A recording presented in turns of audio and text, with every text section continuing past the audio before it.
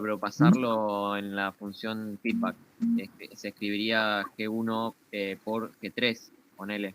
Claro, Y sería coma, feedback G1 por G3, coma, lo que haya en la realimentación. bárbaro. Y si Gracias. en la realimentación es unitaria, coma 1. Claro, gracias. ¿Está bien? Si G2 vale 1, o no hay nada acá, es lo mismo que un 1, entonces pones coma 1. ¿Mm? Claro, claro. Está bien. Gracias, profe.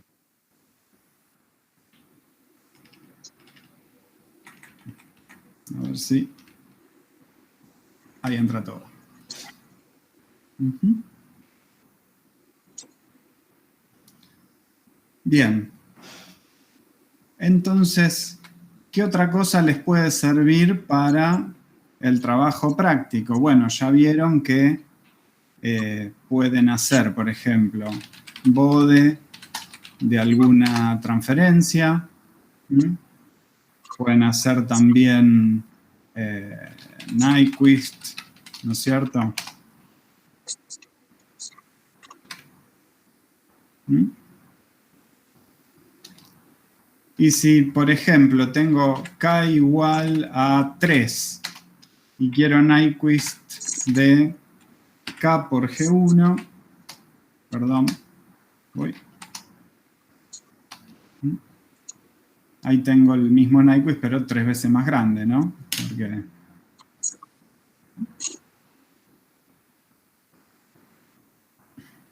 Bien. Ok, entonces, otras funciones útiles también, si ustedes tienen una transferencia y quieren saber sus polos, directamente no se pongan a calcular, a sacar el denominador, calcularlo, pídanle a MATLAB que les calcule los polos, ¿está bien? O los ceros. ¿Mm? Ahí como el numerador es constante, no tiene ceros, entonces me dice que es vacío el conjunto de ceros, ¿no? Pero, por ejemplo, a la de lazo cerrado, sí tiene un 0 en menos 1, porque ¿cómo era la G de lazo cerrado, no? ¿Mm? Ahí se ve que el numerador es S más 1, entonces tiene un 0 en menos 1. Otra cosa, si quiero la ganancia estática, esto ya lo vieron en el otro trabajo práctico, tampoco se pongan a calcular, si tienen acá ya definidas las transferencias, le piden la ganancia estática. ¿Mm? Con la instrucción dcgain. Bien, entonces, recomendación para el trabajo práctico, solo calculen a mano lo que les pide que calculen. Lo demás es para hacer todo con MATLAB, aprender justamente a usar la herramienta, el software, ¿no? Bien. Perfecto. Déjenme que estoy mirando mi pizarrón, que ustedes no lo ven, a ver si me estoy olvidando de algo. Perfecto, bueno. Continuamos entonces con, o sea, habiendo aclarado esos detalles de MATLAB para el trabajo práctico, que comienza mañana en los turnos correspondientes, seguimos y vamos a terminar lo último que nos queda de teoría, podríamos decir, entre comillas teoría, para terminar todos los temas del capítulo 2. Luego lo que haremos será ejercitar un poco el viernes y ver relaciones entre los temas. El martes vamos a dar exclusivamente práctica tipo parcial y el viernes 13 de noviembre tenemos el parcial. Bien, eso sería el cronograma restante del capítulo 2. Perfecto. Bueno, estuvimos viendo, los últimos temas que vimos eran análisis de sistemas realimentados, pero basado en respuesta en frecuencia. Bien, y habíamos visto en particular una forma de representar la respuesta en frecuencia, que era el diagrama de Nyquist. Y sobre el diagrama de Nyquist habíamos visto un criterio de estabilidad, que era el criterio de Nyquist, que nos permitía sacar conclusiones sobre la estabilidad de una transferencia de lazo cerrado, pero mirando la respuesta en frecuencia de lazo abierto únicamente. ¿Está bien? Bien. Entonces lo que vamos a ver ahora es lo análogo, pero para tiempo discreto. Empezamos viendo la respuesta en frecuencia en tiempo discreto, ¿no? Y en particular el diagrama de Nyquist. ¿Cómo obtengo la respuesta en frecuencia en tiempo discreto? Bueno, salía de evaluar una transferencia de variable z, reemplazando z por e a la j omega, ¿verdad? Acá. ¿Está? Y evaluando para valores de omega en un intervalo de longitud 2pi, acuérdense que acá omega está en unidades de radianes por muestra. Entonces, evaluando para valores de omega en algún intervalo de longitud 2pi, tengo toda la respuesta en frecuencia de tiempo discreto. Por ejemplo, podemos evaluar desde menos pi hasta pi. Y bueno, y si yo hago eso, haciendo la analogía con lo que hacíamos en tiempo continuo, ¿no es cierto? Bueno, voy a obtener el diagrama de Nyquist de tiempo discreto. Lo que hago es darle valores consecutivos, por así decir, valores continuos a omega entre menos pi y pi, pero como estoy trabajando con transferencias a coeficientes reales, ya sé que lo que pase para una frecuencia positiva va a pasar su conjugado para la frecuencia negativa correspondiente, entonces hace falta solo evaluar para la mitad de las frecuencias, digamos. Bueno, entonces fíjense, si omega vale 0, ¿cuánto vale e a la j omega? Esto es g evaluado en e a la j 0, que es g en 1. Que es la ganancia estática. ¿Sí? Fíjense, si yo evalúo acá g en 1, me queda 1 sobre 1 menos 0,5, o sea, 1 sobre 0,5 me da 2. Ese es este punto de acá. Vamos a ponerlo con otro color. Entonces, este se corresponde con este punto de acá. Si lo hago ahora para pi sobre 8, tengo que evaluar g en e a la j pi sobre 8, me da esto. Esto se corresponde con este punto de acá. Tiene coordenadas 1,3 en horizontal y menos 1,17 en vertical. ¿Sí? Bueno, y así sucesivamente. Y si yo evaluara para el continuo de frecuencias desde 0 hasta pi, obtendría el semicírculo en azul de acá abajo. Y para las frecuencias desde menos pi hasta 0, el semicírculo de arriba. El total es esta circunferencia, el diagrama de Nyquist. Recuerden, tiene las flechas que me indican cuál es el sentido creciente de frecuencia. Voy desde 0 hasta pi, ¿sí? O desde menos pi hasta 0. ¿Por qué en pi y en menos pi da lo mismo? Va a dar lo mismo en pi, en menos pi, en 3pi, en 5pi, en menos 3pi, en menos 5pi. Porque esta función e a la j omega es periódica. Entonces, evaluar en e a la j pi es evaluar ¿en cuánto? Voy a volver al azul. ¿Esto qué es? Es g evaluado en e a la j pi. ¿Y eso cuánto vale? Es g en menos 1. ¿Sí? ¿Está bien? Entonces, fíjense que siempre que yo evalúe una respuesta en frecuencia de tiempo discreto, voy a evaluar omega igual a 0, G en 1. Y para omega igual a pi, G en menos 1. Y esos valores tienen que ser reales. Acá me dio 2 y me dio menos 0,667. O sea que en al menos 2 puntos tiene que cortar acá, ¿no es cierto?, al eje real. Porque al menos estos dos valores tienen que ser reales, ¿no es cierto?, salvo tenga algo raro como que tenga justo un polo en 1 o un polo en menos 1, ¿no es cierto? Y ahí me daría infinito y no lo podría evaluar. ¿Mm? ¿Bien? Bueno, perfecto. Entonces ya sabemos o ya entendemos cómo funciona el diagrama de Nyquist de tiempo discreto. Bien.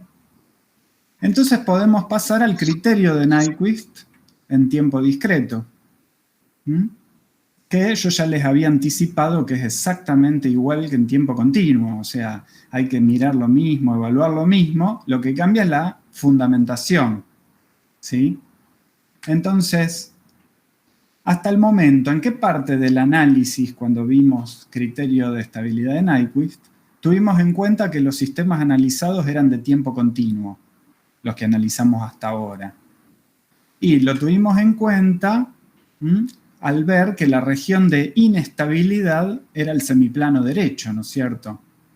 Acá nuestra región de inestabilidad es todo el exterior de la circunferencia unitaria, ¿no es cierto? Entonces, ¿cómo era el análisis mediante el cual nosotros obtuvimos el criterio de estabilidad de Nyquist? ¿Se acuerdan que agarrábamos un semicírculo acá? Esperen que me salió bastante feo, pero era un semicírculo. Cada vez lo hacíamos más grande y cuando el radio del semicírculo tendía a infinito, lo que hacíamos es tener una curva cerrada simple que cubría todo el semiplano derecho. ¿Por qué el semiplano derecho? Porque era la región de inestabilidad. Entonces, en tiempo discreto, ¿cómo hacemos?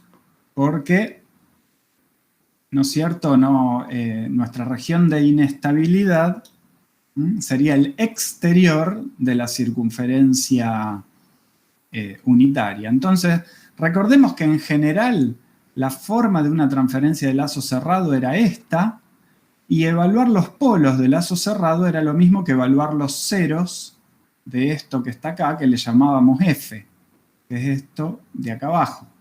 ¿Sí? Entonces, como dice acá, los polos de lazo cerrado son lo mismo que los ceros de F. ¿Sí?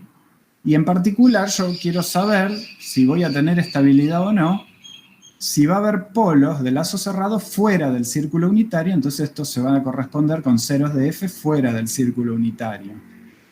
Entonces, el criterio de estabilidad de Nyquist, que se basaba en aplicar el principio del argumento a esta F, necesitaba una curva cerrada que contenga toda la región de inestabilidad. En este caso, el exterior del círculo unitario. ¿Cómo conseguimos una curva cerrada que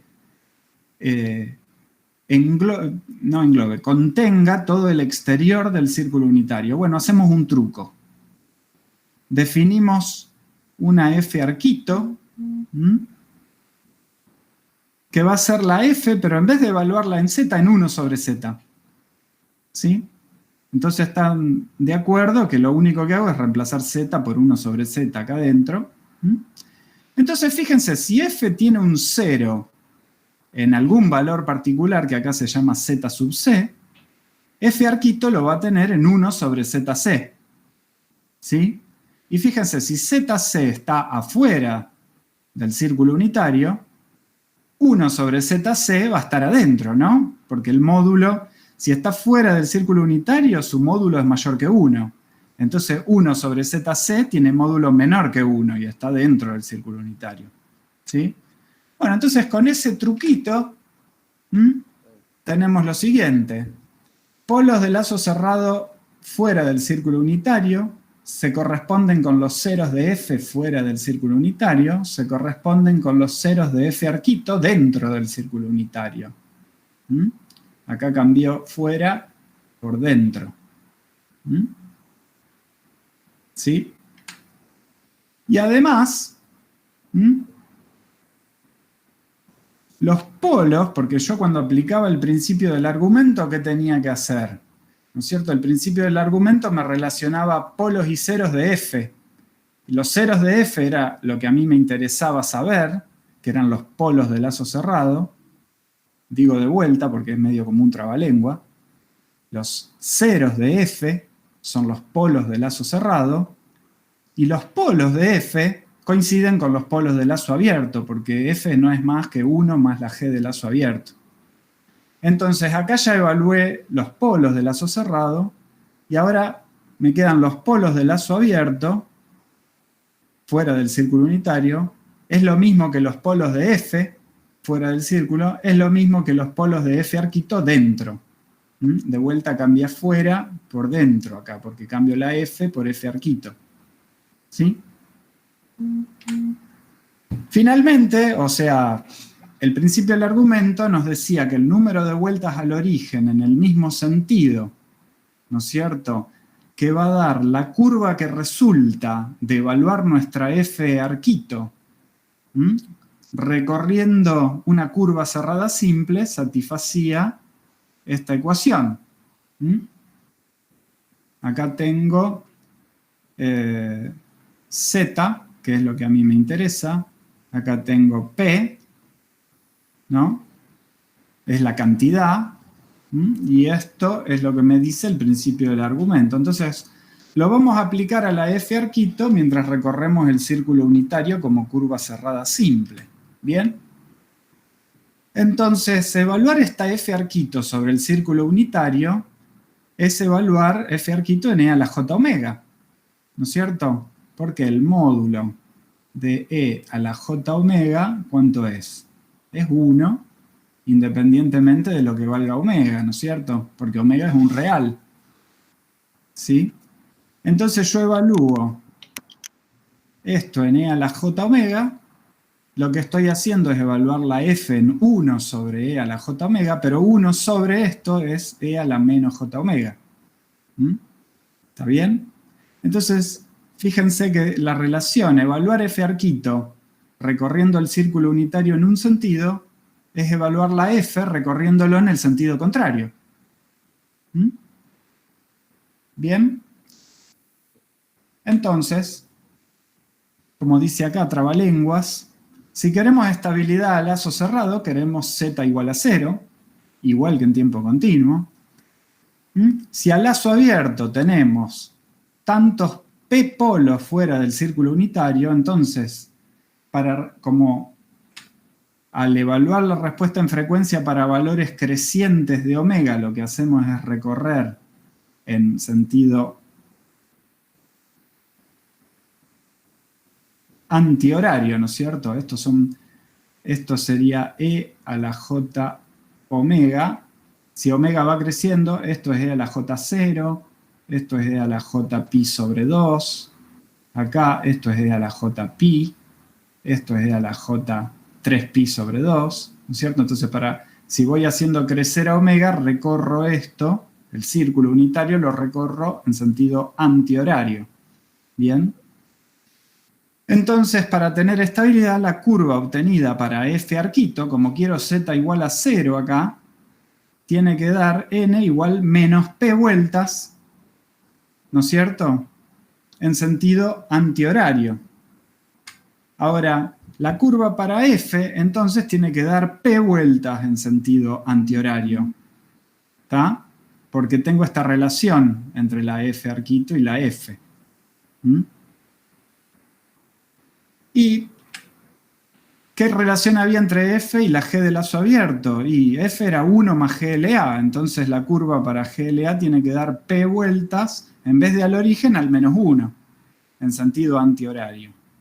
Y llegamos a la misma conclusión que en tiempo continuo, ¿no es cierto? Si yo quiero estabilidad, tengo que dar tantas vueltas al menos 1 en sentido antihorario como polos inestables de lazo abierto tenga. Y la curva que evalúo no es otra cosa que el diagrama de Nyquist de lazo abierto. Bien, entonces,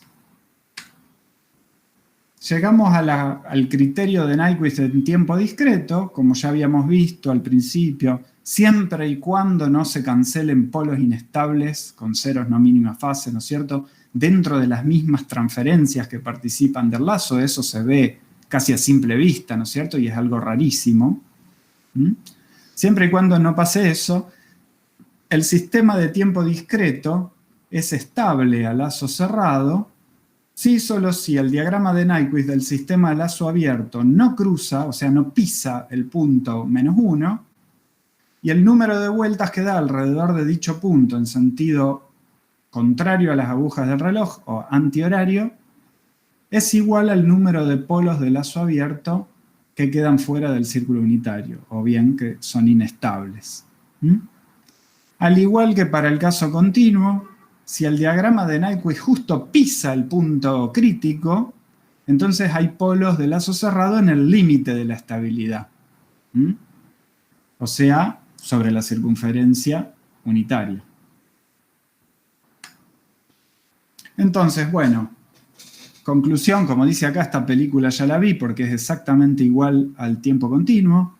Estabilidad en lazo cerrado, sí, solo sí, la cantidad de polos inestables de lazo abierto se compensa con un número de vueltas antihorarias que da el Nyquist al -1.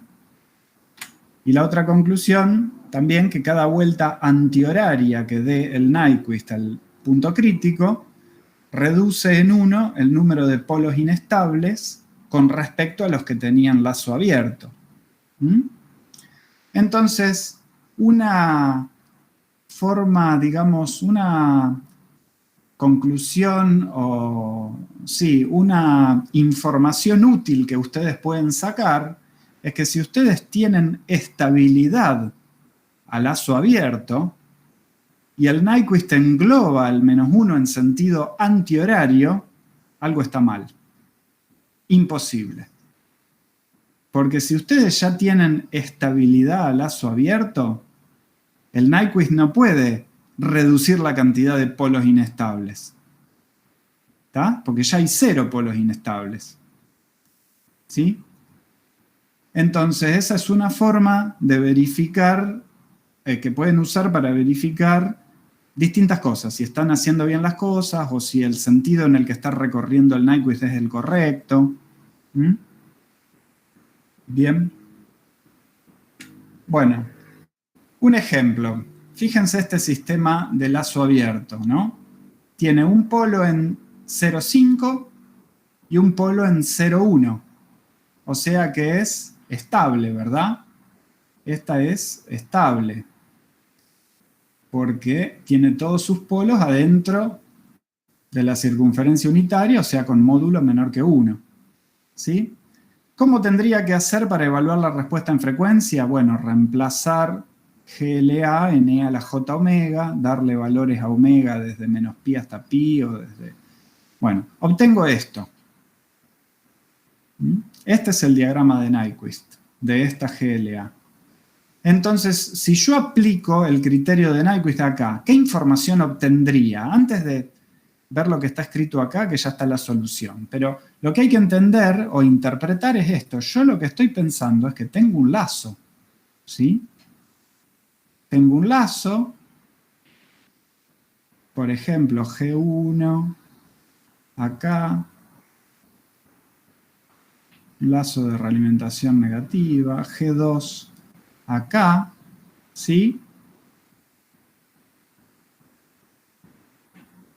Perdón, ¿alguien me escucha por ahí? Porque perdí toda retroalimentación. Sí, ¿Sí? sí, profe. Sí. Gracias. Bien. Entonces, GLA, ¿cuánto vale acá? En este lazo. Y es G1 por G2. ¿Se acuerdan? Siempre, para criterio de Nyquist, GLA es el producto de todas las transferencias que participan del lazo. Entonces, yo estoy pensando en algo como esto. Tengo un lazo donde cuando yo hago G1 por G2, digamos, me da esto. esto que está acá, ¿sí? Entonces la pregunta ¿es este lazo estable? Hagámoslo a través del criterio de estabilidad de Nyquist. Bueno, eso es lo que responde lo que está escrito acá. Dibujo el Nyquist, lo dibuja, ¿no es cierto?, el software, y veo que es estable, entonces tengo P igual 0 polos inestables de lazo abierto. El Nyquist no engloba al -1. El -1 está acá, lo voy a... No está englobado por el diagrama de Nyquist, entonces tengo 0 englobamientos. Entonces, ¿se acuerdan? Z es P menos N, me da 0 polos inestables en lazo cerrado. Entonces, estable, ¿sí? Ahora, si por ejemplo, yo en vez de esto tuviera 3 veces esto, en lazo abierto, con este 3 acá, esto se agrandaría 3 veces. Y el -1, este cruce en vez de estar casi en -1 medio, estaría en -3 medios, ¿no es cierto? Y el -1 me quedaría acá adentro. ¿Sí? Vamos a hacerlo con otro color. El 3. ¿Sí? Entonces, yo podría hacer esto 3 veces más grande en el caso rojo, o achicar 3 veces la escala. Es lo mismo, dejo el dibujo como está y achico 3 veces la escala. Entonces, esto en vez de ser 0,5 pasa a ser 1,5, ¿no es cierto? En el caso rojo, menos 1,5. Entonces está claro que el -1 me cae por acá en el caso rojo. ¿Cuántas veces se engloba en este caso? Y fíjense, ¿cómo cuento englobamientos? Eso es algo que ahora voy a explicar en más detalle. Pero ustedes lo pueden ver rápido así. Acá tengo un englobamiento en el círculo chiquito y otro englobamiento en el círculo grande. Entonces tengo 2 vueltas, doy al -1 rojo. ¿Sí? Entonces, si esto en vez de 0,5 fuera 3 por 0,5 acá arriba, yo tendría 2 englobamientos horarios al -1 y tendría 2 polos inestables en lazo cerrado. ¿Sí? ¿Está bien? Y en este caso yo veo que el único sentido posible de recorrido de esta curva es así como están estas flechas. No podría ser recorrido en el otro sentido, porque entonces, teniendo estabilidad a lazo abierto, si yo le pusiera un 3 acá como está en rojo, me quedarían 2 englobamientos antihorarios. Dice que de estabilidad todavía me reduciría en 2 la cantidad de polos inestables, pero tengo 0 polos inestables. No puede ser. ¿Está? Entonces esa es la conclusión que les contaba hace un tiempo, de que me puede servir para... O sea, yo les podría dar un enunciado en el parcial diciéndole que evalúen en base al criterio de Nyquist en qué sentido es recorrido, es el correcto de este diagrama de Nyquist. Podrían no darle la flecha y pedirle a ustedes que pongan las flechas, porque hay una única posibilidad. Bien. Perfecto. Otro ejemplo. Este es un ejemplo inestable al lazo abierto. Fíjense. Tengo acá un polo inestable porque tengo un polo en 1,2. Entonces tengo un polo inestable de lazo abierto. Ahora cuando hago el Nyquist veo esto. Y veo que acá hay un englobamiento antihorario en este círculo de acá. Esto de acá es el n igual 1 de acá. ¿Sí? Sí. Entonces, z, que es p menos n, me da 0. ¿Sí? Pero eso es así porque este englobamiento es antihorario.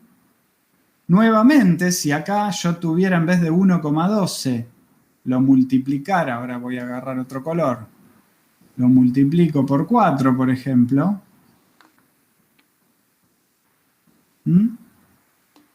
Ahora el -1 pasa a estar acá. Es lo mismo que achicar 4 veces la escala, ¿no es cierto? Y si el -1 está acá, ahora tengo un englobamiento. Pero ojo, que este englobamiento ahora es horario, ¿sí? Entonces, este me daría n igual -1, ¿sí? Entonces, si fuera el caso verde, yo tendría p igual a 1, n igual -1, z igual p menos n igual a 2. ¿Mm? Profe. Ojo con eso, es muy importante en qué sentido se engloba. ¿Mm? El polo estaría en 1,2 dividido 4, en este caso. ¿Qué cosa? Perdón. Que si el polo ahora que se desplazó hacia el eje imaginario sería en 1,2 dividido 4. No, fíjate que el polo sigue estando en 1,2, el polo no cambia. Ah, la escala cambió. Claro. Los polos y ceros no los toco por multiplicar por una constante. ¿Sí? Lo que cambio es para qué valor de ganancia me van a suceder las cosas. Cuando realimento, ¿no? De vuelta, esto es un lazo. ¿Mm? GLA. ¿Sí? Podría pensarlo así.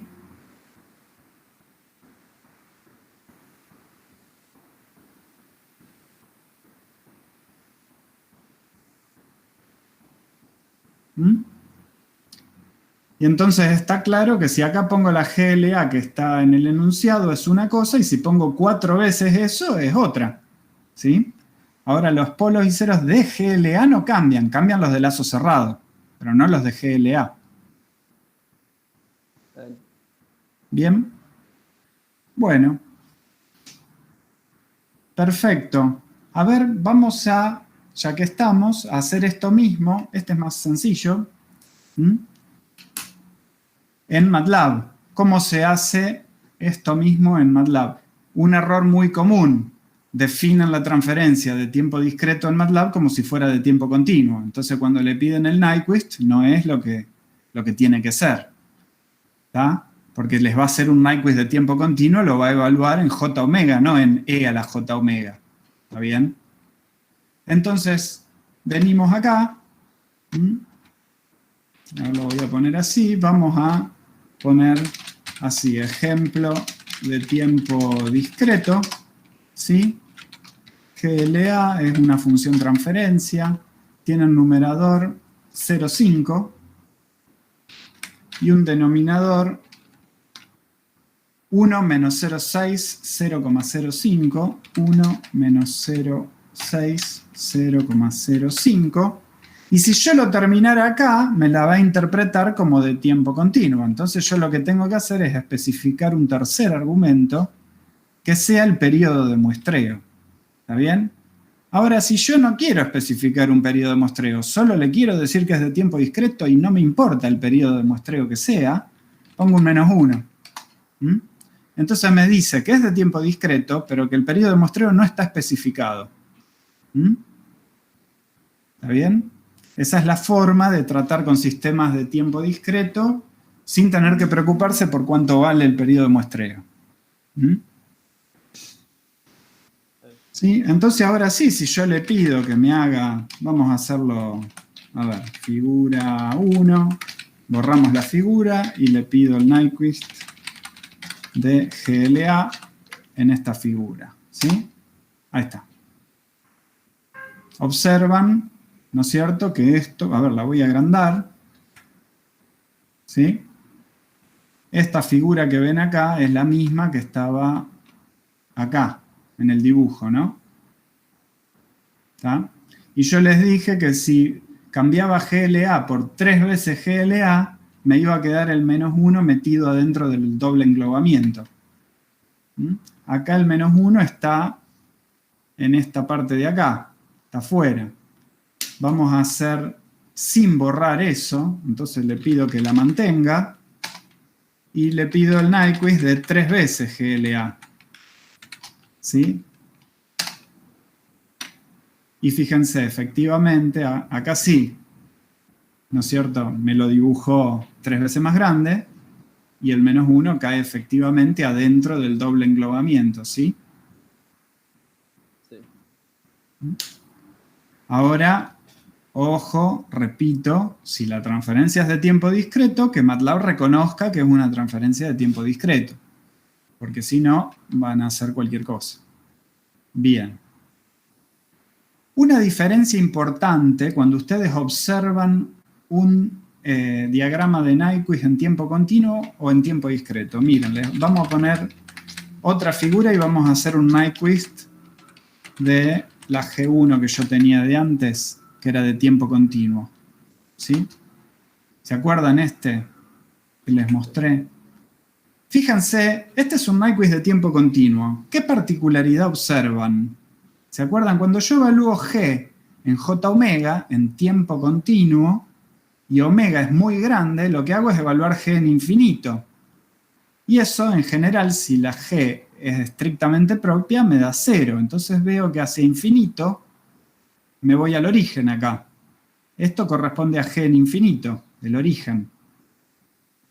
Ahora, en tiempo discreto, no pasa eso, porque nunca evalúo la G en infinito. La evalúo sobre el círculo unitario, siempre sobre un complejo que tiene módulo 1. ¿Sí? ¿Está? Entonces, en tiempo discreto solo voy a pisar el origen en el Nyquist. ¿Cuándo lo voy a pisar? Cuando la G de lazo abierto tenga un 0, ¿sí?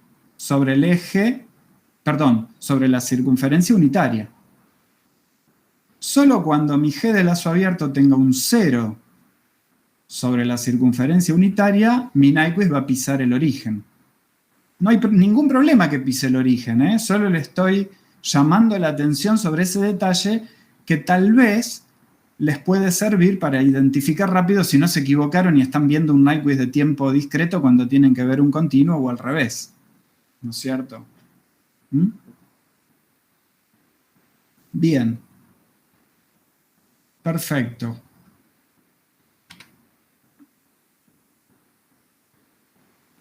Vamos a venir acá entonces. ¿Sí? Hicimos los ejemplos. Bien.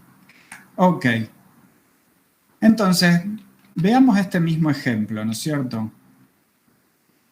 ¿Cómo sería el lugar de las raíces este ejemplo? Si ahora esto que acá puse, ¿no es cierto?, un 3, ahora lo que le pongo es vamos a poner negro, K. ¿Sí? Y yo quiero, para distintos valores de K, saber sobre la estabilidad. ¿Bien? O sea, básicamente lo que quiero es el lugar de las raíces, si quieren. O sea, y la estabilidad. La estabilidad ya la vimos acá. Para valores pequeños de K, esto no engloba. Para valores más grandes de K se engloba 2 veces en sentido horario. ¿Tá? Entonces, para valores pequeños de K tengo estabilidad. Para valores de K a partir de cierto valor, tengo 2 polos inestables en lazo cerrado. Bueno, eso mismo lo puedo obtener haciendo el lugar de las raíces de esta GLA. ¿Sí? Entonces vamos a hacer otra figura. La borro y le pido el lugar de las raíces de GLA, que es de tiempo discreto. Y tengo esto. ¿Sí? Fíjense, a lazo abierto tenía un polo en 0,5 y un polo en 0,1. Y a medida que le voy dando valores de K desde 0 y voy incrementando, los polos de lazo cerrado van a ser reales. Si K supera cierto valor, se me convierten en un par complejo conjugado. Y si K supera cierto valor, se me salen de la circunferencia unitaria, que está acá dibujada en línea de trazo. Y se vuelve inestable. ¿Bien? Efectivamente, la conclusión sobre la estabilidad ya la teníamos mirando al Nyquist. ¿Sí? Acá además vemos que si son reales se vuelven complejos, etc., ¿no? Bien. Está, bueno, a esta altura del capítulo 2 ya les tendrían que tener bien en claro la información que les da el lugar de las raíces, ¿no? Y vamos aprendiendo todavía lo de cómo interpretar el diagrama de Nyquist. Bien. Teníamos después este otro y los temas, esos ya los vimos. Bueno, con esto terminaríamos toda la teoría, entre comillas, del capítulo 2. Entonces lo que vamos a hacer ahora en el tiempo que nos queda es hacer un problema del parcial. A ver, esperen que lo encuentre. Acá está. Este es el problema... Ahí está. Problema del parcial del año 2016. Problema 3. Del segundo parcial del año 2016. Que es un problema de análisis en tiempo discreto, donde entran en juego todos los temas, digamos, de interrelación entre el lugar de las raíces, estabilidad, criterio de Nyquist, todo para tiempo discreto. Respuesta temporal, o sea, relaciones entre todos los temas para tiempo discreto. Bien. Entonces, a ver, vamos a agrandar un poquito más. Ahí. Bien. Se desea estabilizar un sistema inestable por medio de control digital, ¿sí? El equivalente de tiempo discreto de la planta, correspondiente al uso de muestreo y retención de orden cero, está dado por su transferencia G de Z, que está acá. El esquema de realimentación se muestra en esta figura 4, el lazo que está mostrado acá, y la figura 5, que ahora se las muestro, nos da el lugar de las raíces del lazo para acá, desde 0 hasta infinito. Y dice además que se sabe que G en 1 es 1, o sea que la ganancia estática de esta G es unitaria. Bien, vamos a ver la figura 5. Acá está. Este es el lugar de las raíces. Acá hay uno más completo y acá una ampliación de la G. Fíjense que no nos da la fórmula de la transferencia G de Z. Nos da el lugar de las raíces y hasta ahora eso, y el lazo como es. Y nos dice, punto A, acá, obtengo una expresión aproximada de G de Z, indicando los valores numéricos de todos sus coeficientes. O sea, esto es al revés de lo que vimos hasta ahora. Normalmente teníamos una G y hacíamos el lugar de las raíces. Acá al revés, nos da el lugar de las raíces, nos da alguna otra información y nos pide que nosotros digamos cuánto vale G. Entonces, ¿qué tenemos que hacer? ¿No es cierto? Bueno, ¿qué es lo que nos da el lugar de las raíces para este lazo? ¿No es cierto? Bueno, acá tenemos la G del lazo cerrado, va a ser igual a K por G sobre 1 más K por G. ¿Sí? Entonces el lugar de las raíces evalúa 1 más K por G igual a 0, si quieren, ¿no es cierto? Entonces ya sabemos que para acá, si G la escribimos como numerador sobre denominador, esta G de lazo cerrado, voy a escribir acá también se puede escribir como K por el numerador sobre denominador más K por N, ¿sí? Y el lugar de las raíces se dedica a, acá sí tengo polinomios, ¿no? Se dedica a hallar las raíces de esta ecuación para distintos valores de K. La ecuación sería esto igual a 0. Bien, entonces ya sabemos que para K, acercándose a 0, las raíces están cerca de las raíces de D, o sea, de los polos de G, y esas son las cruces del diagrama. ¿Sí? Entonces estas cruces no son otra cosa que los polos de G. Voy a agarrar otro color. Entonces mirando acá las coordenadas de las cruces, ¿sí? ¿Está bien? Vamos a obtener, fíjense, los polos de lazo abierto. Y mirando a dónde está este circulito, a ver si puedo, creo que, control 6, sí, acá.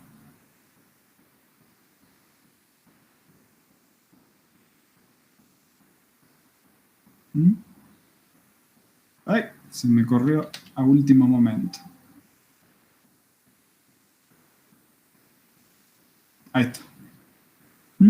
Entonces vemos que el 0 está aproximadamente en 0,95 y que los polos están aproximadamente ¿en cuánto? En 1,22, digamos, más o menos J01 o 0,11 capaz.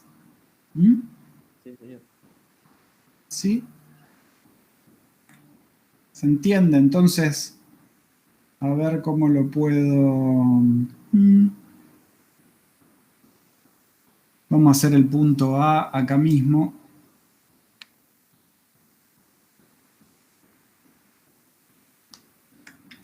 Acá, el punto A.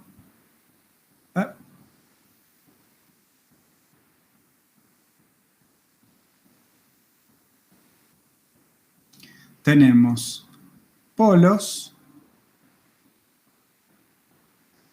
en, ¿cuánto dije? 1,25, no, 1,23, digamos, más menos J 0,11, coma, 0 en 0,95. ¿Sí? Es menos 0,95. Ah, no está bien. No, está bien. Y entonces la G de Z tiene que tener esos polos y esos ceros. ¿Tá? Entonces va a ser arriba Z menos 0,95 dividido, ¿cómo sería esto? Z menos 2, Z cuadrado, perdón, menos 2,46 Z más el módulo al cuadrado de eso. A ver, 1,23011. Déjenme hacer acá. Abs de 1,23 más I por 0,11. 1,2349, o sea, casi ni le aporta. Más 1,235, podríamos decir.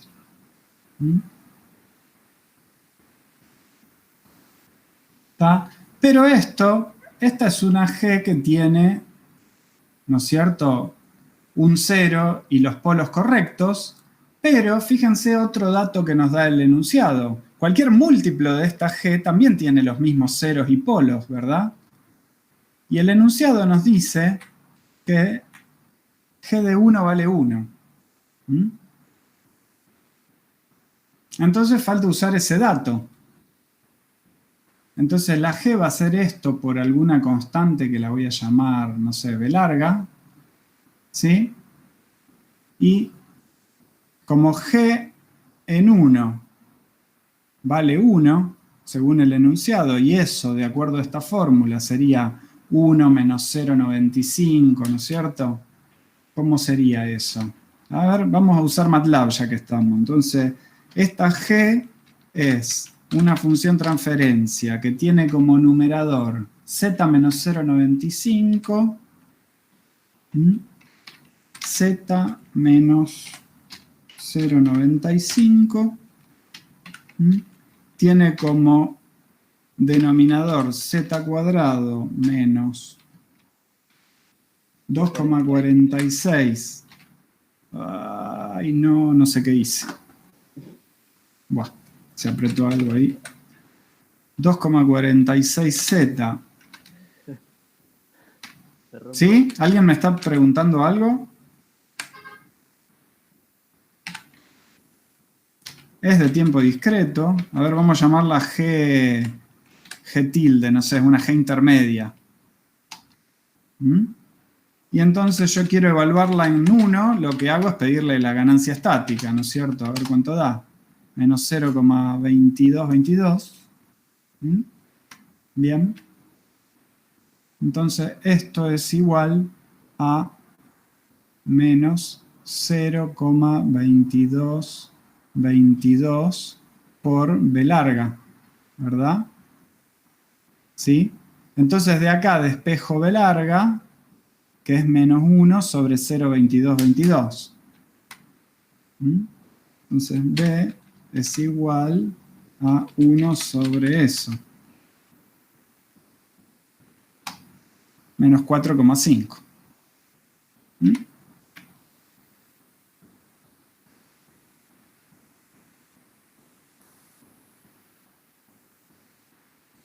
Y así me queda finalmente la expresión correcta de la G, que es esto por menos 4,5 acá. ¿Sí? ¿Está bien? ¿O me equivoqué en algo? A ver. Vamos a ver los polos de esta G, a ver si son los que corresponden. Oh, me equivoqué. Está mal, cuando hice este denominador, lo hice mal. ¿Mm? ¿Sí? A ver. Porque no era con la expresión del coseno. La que se podía hallar cuando pega 0 y con A. Esto está mal, así que lo vamos a corregir. ¿Mm? Entonces, fíjense, ¿esto cómo tendría que ser? Tendría que ser Z. Sí, pero ahí escuché que alguien dijo de la expresión del coseno, pero eso era cuando estaban estables, ¿no es cierto? ¿O no?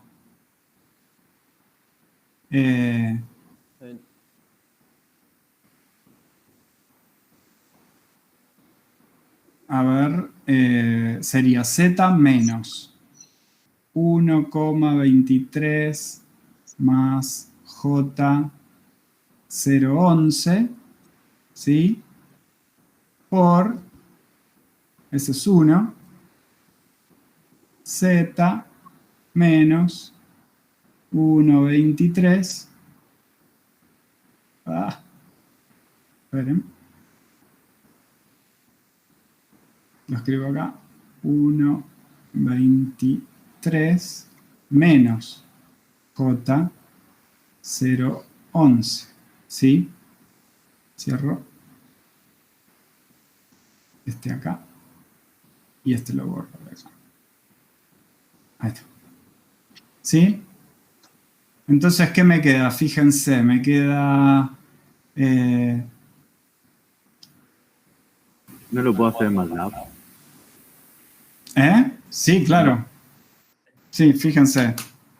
A ver. Sí, hay que trabajar la expresión GT.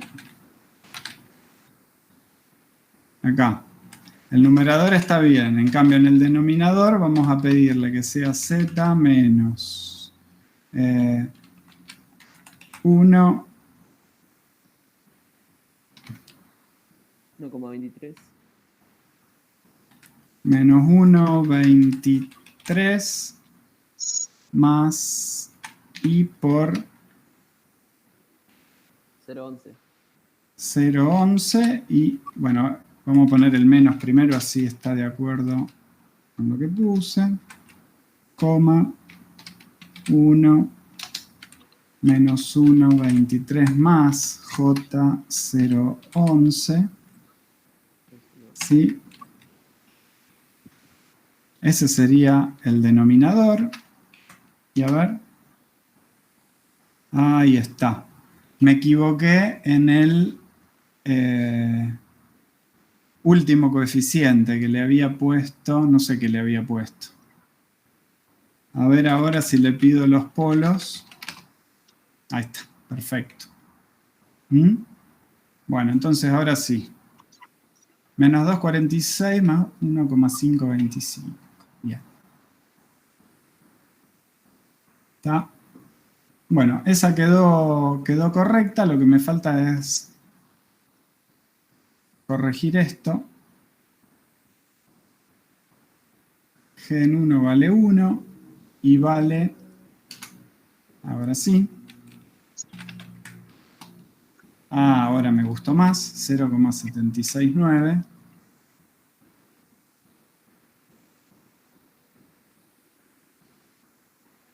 Por B larga. Finalmente B larga es 1 sobre 0,769 es igual a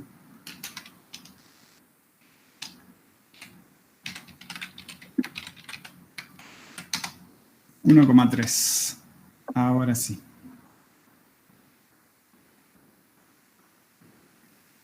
Ahí está. Bien.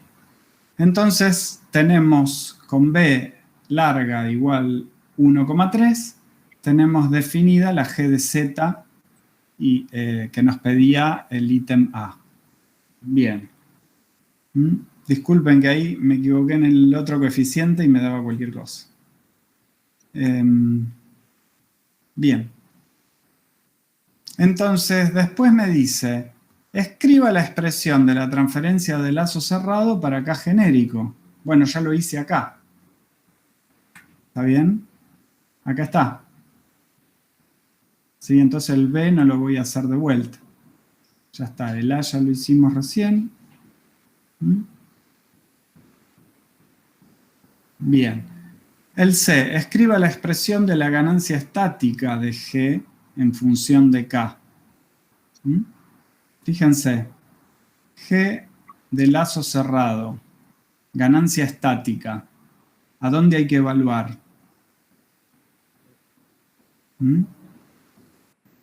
Hay que evaluar en 1. En Z igual a 1, porque estamos en tiempo discreto. Entonces esto me va a dar K por G de 1 sobre 1 más K por G de 1. ¿Pero cuánto vale G en 1 según el enunciado? Está acá arriba. G en 1 vale 1 según el enunciado. No hace falta que me meta en a ver cuánto me dio el B larga, a ver si los coeficientes que calculé recién. No, ya lo tengo de dato en el enunciado. Entonces esto es K sobre 1 más K.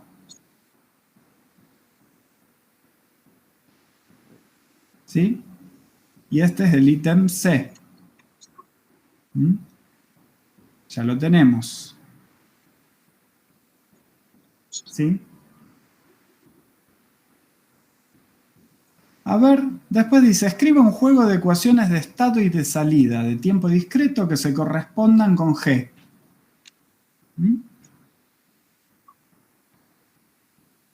A ver cómo hacemos. Vamos a hacerlo, miren, lo voy a hacer en otro acá.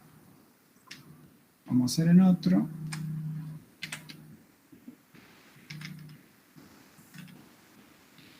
Acá. ¿Sí? Este es el ítem D.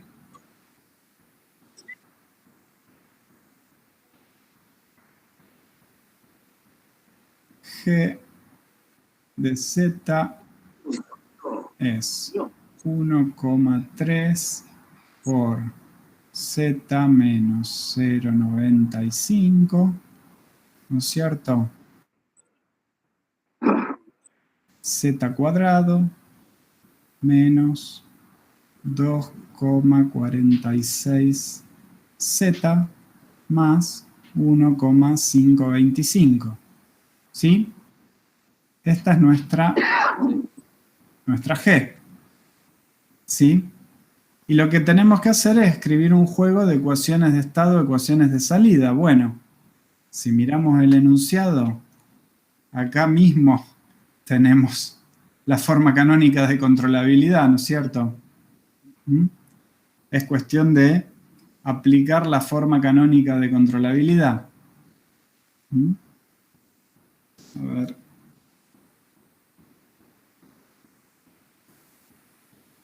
Entonces, por forma canónica.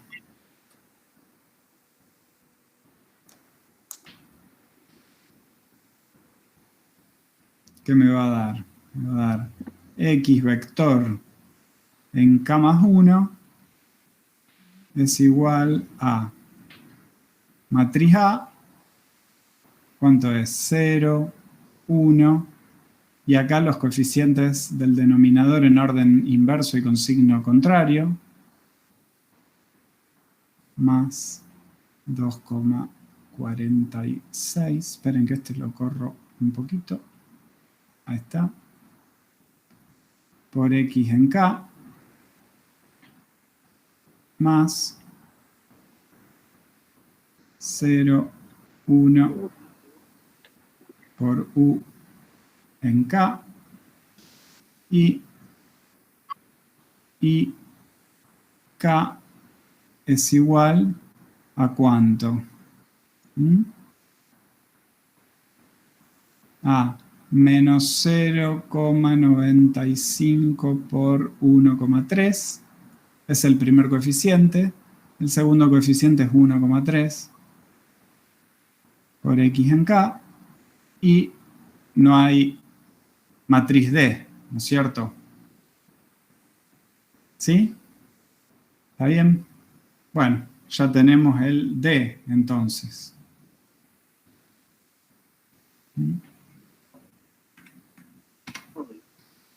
Bien. Entonces, ahora, este es más interesante. Dice, la figura 6 muestra 5 respuestas al escalón de tiempo discreto, correspondientes a la respuesta al escalón unitario del lazo, de este lazo, para distintos valores de K positivo. Numere estas respuestas del 1 al 5, de modo que ordenadas se correspondan con valores crecientes de K. Es decir, la número 1 con el menor valor de K, la 2 con el siguiente y así hasta la 5 con el mayor valor de K. Bueno, fíjense, antes de leer la ayuda que decía, acá están las 5 respuestas al escalón. ¿Cuál es la idea? En ese lazo yo le doy 5 valores distintos a K. Para cada valor de K yo tengo un lazo cerrado distinto. Hago su respuesta al escalón y me da uno de estos 5 gráficos. Y la idea es, ¿cuál de estos gráficos se corresponde al valor más chico de K? ¿Cuál al que le sigue? ¿Cuál al que le sigue? ¿Cuál al más grande? Y los datos que tenemos son el lugar de las raíces, ¿no es cierto?, que tenemos acá arriba. Fíjense, ¿qué sabemos mirando el lugar de las raíces? Para pequeños valores de K va a ser inestable con 2 polos inestables complejos conjugados, ¿no es cierto? Sí. Después se hace estable con 2 polos complejos conjugados. Después se sigue estable pero con 2 polos reales. Y finalmente se vuelve a ser inestable pero con un solo polo real negativo inestable.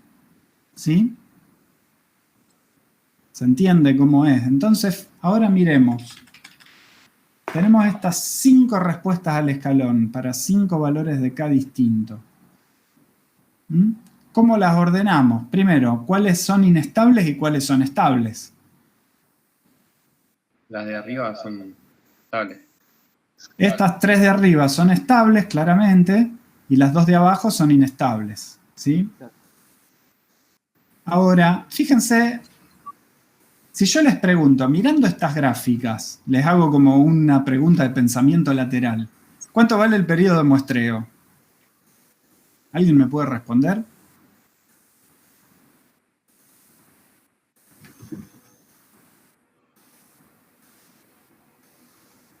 O sea, yo estoy viendo las respuestas al escalón del sistema en tiempo discreto, pero que viene de discretizar un continuo, como decía el enunciado, con muestreo y retención. ¿Sí? Entonces, si yo miro, ¿no es cierto?, tengo una escalerita. Y cada valor se mantiene constante durante lo que dura el periodo de muestreo. Entonces, si yo les pregunto cuánto es el periodo de muestreo, hay que ver cuánto mide cada escalón de la escalerita, ¿no es cierto? ¿Sí? 0,05. Claro, 0,05, porque acá en 0,5 ya tengo 10 escaloncitos. ¿Sí? Entonces, el periodo de muestreo, T, ¿sí?, es 0,05. ¿Está? Ahora, siguiendo esta misma idea, con esta información en mente, comparemos estas dos respuestas inestables. ¿Cuál es la principal diferencia? La D oscila con muchas muestras. Cada periodo de oscilación lleva muchas muestras, ¿no es cierto? No sé cuántas, pero en la escala lo veo. Hasta acá tengo 100 muestras ya. Hasta 5 segundos. En cambio este oscila muestra a muestra. Una muestra se va para arriba del valor final, otra para abajo, otra para arriba, otra para abajo. Entonces este claramente, el E, corresponde a polo inestable negativo, ¿no es cierto? Real negativo.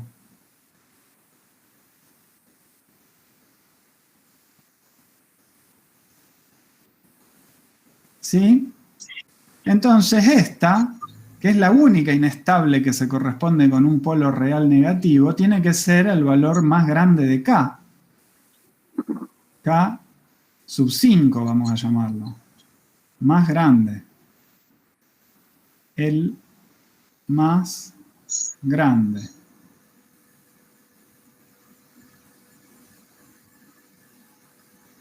¿Se entiende por qué? Porque cuando miramos el lugar de las raíces dijimos para pequeños valores de K estoy por acá, después por acá, y solo para valores muy grandes de K va a salir un polo por acá real negativo, que sea inestable, ¿no es cierto? Entonces esta respuesta, si se corresponde con ese lazo, tiene que ser para el valor más grande de K dentro de estas 5 respuestas. ¿Sí? Y esta, que es la otra inestable, tiene que ser para valores pequeños de K. Entonces, esta tiene que ser para K1. El más pequeño.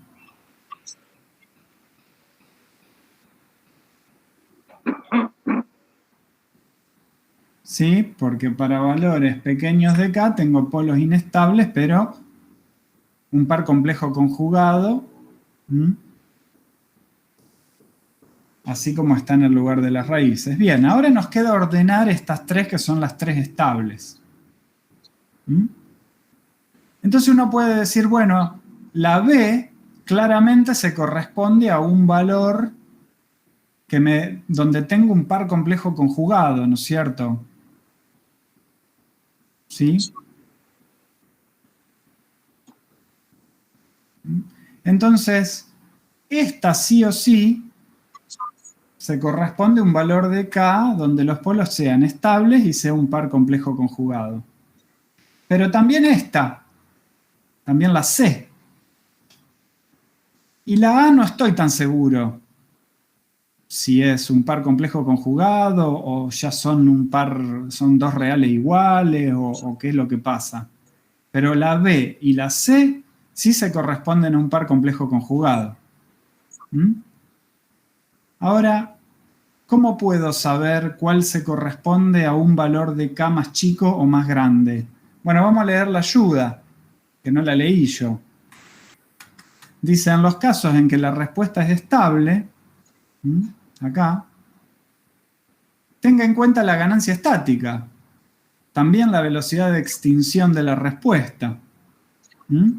Fíjense la fórmula de la ganancia estática. Si K vale 0, la ganancia estática vale 0. Si K vale 1, la ganancia estática vale 1/2. Y si K sigue creciendo, cada vez la ganancia estática se aproxima más al valor de 1, ¿no es cierto? Entonces, esta función es creciente para K positivo. Y va desde 0 hasta 1. ¿Está? Entonces, con eso solo ya nos podemos ordenar las respuestas. ¿Mm? Fíjense, acá cuánto vale la ganancia, la respuesta al escalón tiende al valor 0,5, o sea, 1/2. Esta se corresponde con k igual a 1. ¿Sí? Porque g en 1 tiene que ser 1/2 y es k sobre 1 más k. Porque dice, va justo a 1/2. Ahora, entre estas dos, ¿cuál va a un valor más bajo?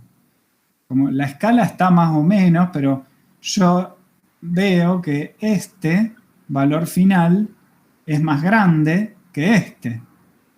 ¿Sí? Y a su vez 0,5 es más grande que los otros dos. ¿Sí? Entonces este sería k sub 2, este sería k sub 3 y este sería k sub 4. ¿Sí? ¿Se entiende? O sea, ¿cómo hice? Vi que las inestabilidades por un lado eran distinto tipo. En esta oscilaba muestra a muestra y eso se correspondía con un real negativo. Y en cambio esta divergía oscilando, pero con muchas muestras por periodo. Con eso identifiqué